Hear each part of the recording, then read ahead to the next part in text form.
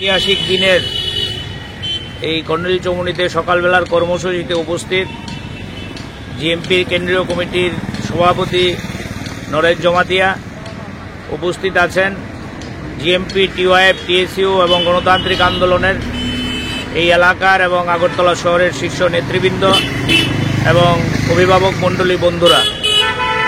আপনারা জানেন যে এই 27শে ডিসেম্বর আমাদের রাজ্যের গণতান্ত্রিক আন্দোলনের একটা ঐতিহাসিক দিন। গণতান্ত্রিক আন্দোলনের ঐতিহাসিক দিন এই কারণে বলছি, এই জনশিক্ষা দিবসের হাত ধরেই আমাদের রাজ্যে শুধু পাহাড়ে না, আমাদের রাজ্যের মধ্যে রাজতন্ত্রের বিরুদ্ধে যে লড়াই, শিক্ষার জন্য যে সংগ্রাম, এই সংগ্রামের চেতনার দীপশিখা আমাদের রাজ্যের মধ্যে জ্বলে উঠেছিল। এবং এই জনশিক্ষা দিবসের সবচেয়ে গুরুত্বপূর্ণ দিক যেটা, গোটা ভারতবর্ষে আপনারা দেখবেন যেখানেই গণতান্ত্রিক আন্দোলনের কথা, কমিউনিস্ট আন্দোলনের কথা লেখা হয়, সেখানেই জনশিক্ষা দিবসের কথা না লিখে কোনো উপায় নেই, পারা যায় না। এই কারণে তৎকালীন যারা আপনারা ছবি দিয়েছেন, আমি কারোর আলাদা করে নাম উল্লেখ করতে চাইছি না, এখানে নরেশদা আছেন, এই সম্পর্কে বিস্তারিত কথা আপনাদের সামনে বলবেন। আমি শুধু বলবো, আমরা যাদেরকে ছবি দিয়ে ফুলমালা দিয়ে শ্রদ্ধা জানাচ্ছি, তারা সেদিন অনুভব করেছিল যে পাহাড়ের মধ্যে শুধু এই শিক্ষার লড়াইয়ের মধ্য দিয়ে আমাদের রাজ্যের মানুষের মুক্তি হতে পারে না, রাজতন্ত্রের বিরুদ্ধে লড়াই পূর্ণতা পেতে পারে না। তারা সেদিন এই যে শিক্ষার লড়াইকে তারা রাজনৈতিক লড়াইয়ে রূপান্তর করেছিলেন। এটা হচ্ছে জনশিক্ষা দিবসের গভীর তাৎপর্য। তারা সেদিন বুঝেছিলেন, কয়েকজন উপজাতি যুবক মিলে রাজতন্ত্রের বিরুদ্ধে যদি আমরা স্লোগান দিই, আমরা যদি কয়েকটা স্কুল গড়ি, তাহলেই আমাদের এ রাজ্যের পিছিয়ে পড়া তৎকালীন উপজাতিদের কিংবা তৎকালীন যারা বাঙালি বলুন, তাদের মুক্তি হবে না। আরেকটা উপলব্ধি তাদের মধ্যে হয়েছিল। প্রথম উপলব্ধি হচ্ছে এই জনশিক্ষার লড়াইকে আমি বললাম আপনাদের কাছে, গণতান্ত্রিক আন্দোলনে রূপ দেওয়া। এবং আরেকটা উপলব্ধি তাদের মধ্যে হয়েছিল, আপনারা জানেন, সেটা হচ্ছে যে ট্রাইবেলরা ট্রাইবেলদের সমস্যার সমাধান করতে পারবে না। এ রাজ্যে পিছিয়ে পড়া উপজাতিদের যদি উন্নয়নের শিখরে নিয়ে যেতে হয়, তাহলে পাহাড়ি বাঙালি মিলে সেই লড়াই চালাতে হবে। আমি জানি না আমার এই কথাটা আপনারা কিভাবে উপলব্ধিতে নেবেন। আপনারা জানেন, আমাদের রাজ্যের মহান ব্যক্তিত্ব শুধুমাত্র কমিউনিস্ট আন্দোলনের সিপিআইএম এর নেতা ছিলেন এই কারণে না। দশরথ দেব, সেখানে তার যে লেখনী আপনারা অনেকেই পড়েন, আজকেও লেখা বেরিয়েছে বেশ কয়েকজনের, নরেশদারও লেখা আছে। সেই লেখা পড়লে দেখবেন দশরথ দেবের গভীর উপলব্ধি যে আমাদের রাজ্যের যদি পাহাড়িদের, ট্রাইবেলদের আমাদের উন্নতির শিখরে নিয়ে যেতে হয়, তাহলে বাঙালি এবং পাহাড়ির ঐক্যবদ্ধ লড়াই চাই। আমি দুটো পয়েন্ট আপনাদের কাছে উল্লেখ করলাম এই কারণে, আজকের সময়ে হতে পারে 80 বছর আগের ঘটনা, গভীর তাৎপর্য আছে আজকের দিনের জনশিক্ষা দিবস পালন করার।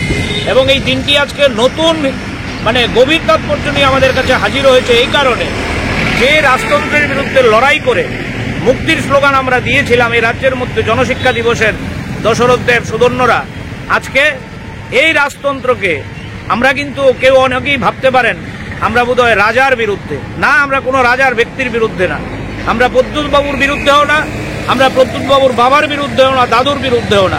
যদি বিরুদ্ধে হতাম, বামফ্রন্ট সরকারের আমলে সূর্যমণিনগর বিশ্ববিদ্যালয়ে রাজার নামে কনভেনশন হল হতো না। যদি আমরা বিরুদ্ধে হতাম, আগরতলার কলেজ টিলায় রাজার নামে আমরা বিশ্ববিদ্যালয় স্থাপন করতাম না। যদি আমরা বিরুদ্ধে হতাম, তাহলে ওই রাজার স্মৃতি ধরে রাখার জন্য এখানে আমরা মিউজিয়াম করতাম না। আমি কথা বাড়াবো না। আমরাই প্রকৃত এই রাজ্যের যে ট্রাইবেল সংস্কৃতি, সেটাকে ধরে রাখার আমরা চেষ্টা করেছি। এই দশরথ দেব আপনাদের এখানেই তো আছে, এই যে মিউজিয়াম, এখানে যে আমাদের দপ্তর হয়েছে, বামফ্রন্ট আমলে এগুলো আমরা করেছি। আজকে কেউ কেউ মজা লোটার জন্য, সস্তা রাজনীতি করার জন্য ট্রাইবেল দরদি সাজার চেষ্টা করছে। এটা ট্রাইবেল দরদি সাজার নামে আমাদেরকে আবার পেছনে নিয়ে যাওয়ার চেষ্টা, রাজতন্ত্রে নিয়ে যাওয়ার চেষ্টা, ব্যক্তির প্রতি ব্যক্তির মাহাত্ম্য গুণগান করার জন্য চেষ্টা। তাই আমি বলবো, আজকের দিনে আমাদের লড়াই দুটো। এই যে রাজতন্ত্রের বিরুদ্ধে দশরথ দেবরা যে লড়াই শুরু করেছিলেন, সেই রাজতন্ত্রকে আবার আমাদের রাজ্যের মধ্যে মহান গরিমা হিসাবে শাসক দল বিজেপি হাজির করার চেষ্টা করছে। কৌশল তৎকালীন সময়ে বলতে দ্বিধা নেই, কংগ্রেস কাজ করেছে, রাজবাড়িতে ইন্ধন জুগিয়েছে, আজকে কংগ্রেসের জায়গায় বিজেপি এই জায়গায় হাজির হয়েছে। তাই লড়াইটা কিন্তু বন্ধু গভীর হচ্ছে। বিজেপির বিরুদ্ধে লড়াই করা ছাড়া যেমন ট্রাইবেলদের উন্নতির শিখরে নিয়ে যাওয়া সম্ভব না, রাজতন্ত্রের বিরুদ্ধে লড়াই ছাড়া আমাদের রাজ্যের সম্প্রীতির লড়াই সম্ভব না। আর দ্বিতীয় পয়েন্ট হচ্ছে, যেটা আমাদের দশরথ দেবরা, দীপেন চক্রবর্তীরা শিখিয়ে গেছেন, ত্রিপুরা রাজ্যের প্রাণবোমরা হচ্ছে পাহাড়ি বাঙালির মৈত্রী। অনেকে মনে করেন জনশিক্ষার লড়াই শুধু উপজাতিদের লড়াই, না বন্ধু, বীরেন দত্তের গভীর অবদান এই জনশিক্ষা দিবসে। সুতরাং এই লড়াই পাহাড়ি বাঙালির লড়াই, এই লড়াই জাতি উপজাতির লড়াই। আমরা রাজনীতির হাতে করে দিয়েছি একটা স্লোগান শিখে ত্রিপুরা রাজ্যে, জাতি উপজাতির সম্প্রীতি রক্ষা করুন। এই স্লোগান দিতে দিতেই একদিকে ইনকলাব জিন্দাবাদ ধ্বনি দিয়েছি, একদিকে জাতি উপজাতির মৈত্রী রক্ষা করতে হবে এই স্লোগান দিয়ে আমরা রাজনীতির হাতে করেছি। এই দুটো স্লোগানকে আজকে নষ্ট করে দেওয়ার ষড়যন্ত্র হচ্ছে।